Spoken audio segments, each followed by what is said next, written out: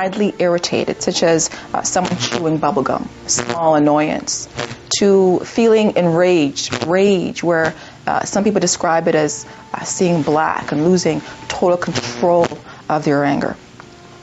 And I like to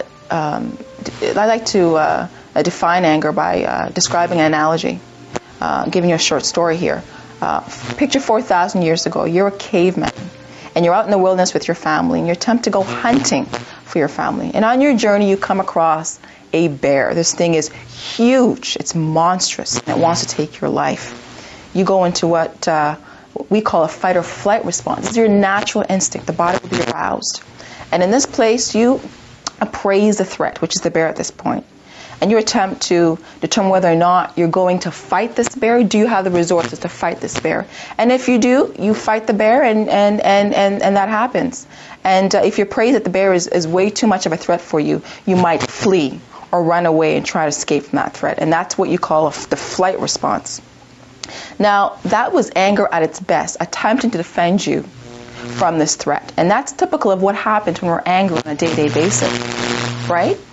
Imagine that same scenario now, but not having the anger to kick in and give you that boost to be able to fight or run. That's what happens when we don't have anger, and it can become a dangerous place for us. There are many threats in our lives, which include psychological threats, there are emotional threats, there are social threats, and so there are many reasons why we've been given this, I call it a gift, to be able to defend ourselves against these threats. So when do we become angry? When do we feel angry? Like I said, we feel angry when we feel that we're being threatened by someone or something or a situation. We feel angry when we feel we've been unnecessarily wronged or that our rights have been violated. We may feel angry when we feel someone that we love, a child or someone that's close to us, is being threatened. Again, this becomes part of the things that we love. It becomes valuable to us. It becomes part of our worth. And so we're going to defend against those situations. We become angry when things are out of control. As humans, we tend to be control freaks and want to control our world. And when we find ourselves in situations where we can't control, we get angry. We also get angry when our needs, our desires, our dreams are not being met. Right? We all have goals for our lives. Many of us thought by 30, 35, we'd have a house, kids, dog, white picket fence. And sometimes we reach a point in our lives where we're not really close to that. And so again, that is anger kicking in to try and motivate us and push us to make those things happen. So anger for me, and in general, is a survival tool. And it's a gift that we've been given to be able to fight for those things that make us happy or that we deserve. And so do good people get angry? I would say yes. Gandhi got angry. Martin Luther King got angry. And Jesus got angry. They got angry for good reasons, at injustice.